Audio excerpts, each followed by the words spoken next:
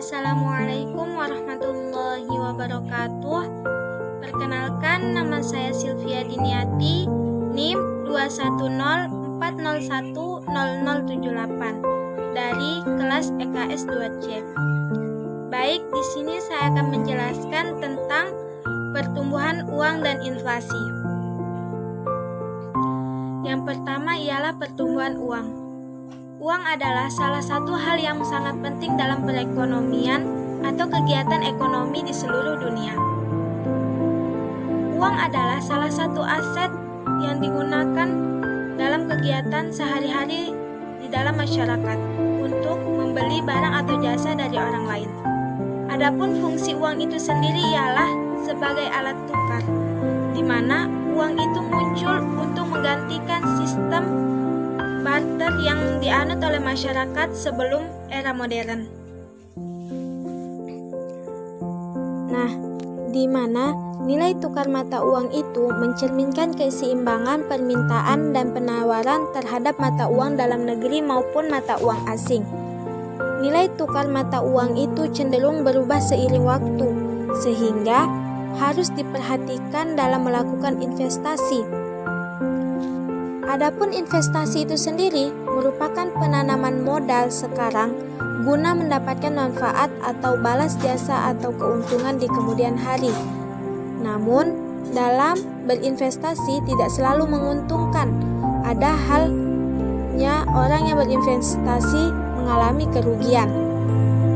Oleh karena itu, dalam investasi kita harus bisa memperkecil resiko kerugian, di mana resiko itu merupakan suatu kemungkinan akan terjadinya hasil yang tidak diinginkan, yang dapat menimbulkan kerugian apabila tidak diantisipasi sebagai mestinya.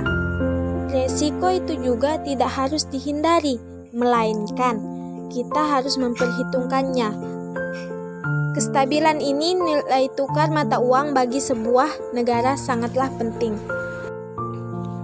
Namun pada kenyataannya, nilai tukar mata uang itu naik secara cepat dari waktu ke waktu.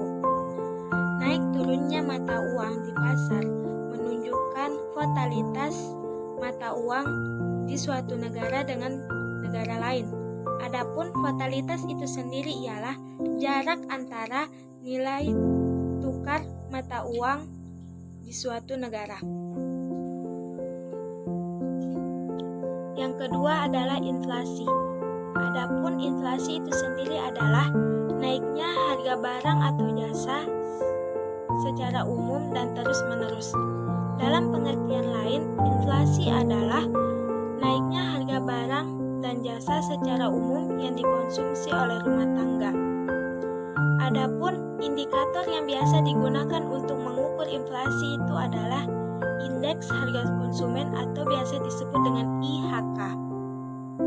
Perubahan IHK dari waktu ke waktu menunjukkan pergerakan harga dari paket barang dan jasa yang mana dikonsumsi masyarakat. Adapun indikator inflasi lainnya berdasarkan internasional atau best practice, antara lain yang pertama, indeks harga perdagangan besar atau biasa disebut dengan IHPB.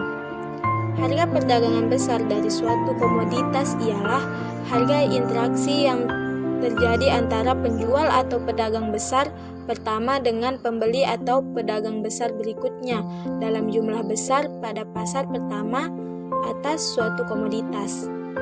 Kemudian yang kedua, deflator produk domestik bruto atau biasa disebut dengan PDB, yang mana menggambarkan pengukuran level harga barang akhir atau biasa disebut dengan final goods dan jasa yang diproduksi di dalam suatu ekonomi negeri.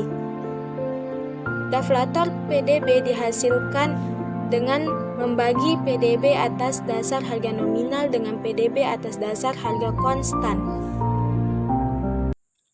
Adapun cara untuk mencegah inflasi itu ada 4, yakni kebijakan fiskal, yang kedua kebijakan moneter, yang ketiga kebijakan yang berkaitan dengan output, dan yang terakhir ialah kebijakan penentuan harga atau indexing.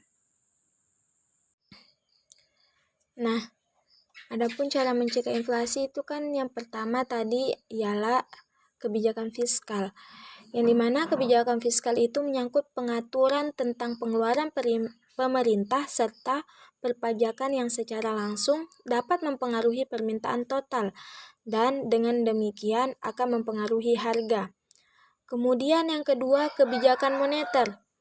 Adapun kebijakan moneter itu dia itu dicapai melalui pengaturan jumlah uang beredar.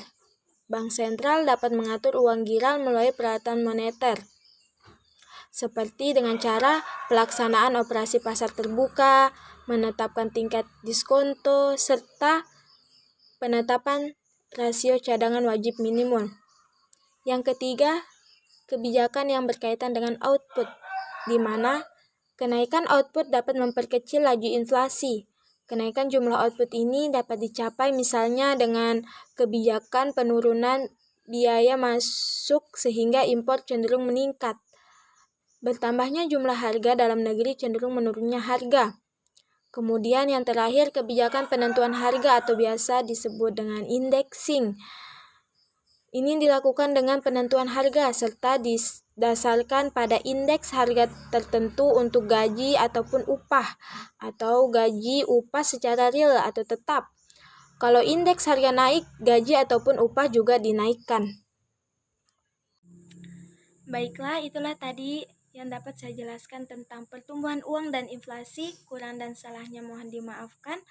Saya akhiri dengan ucapan wassalamualaikum warahmatullahi wabarakatuh.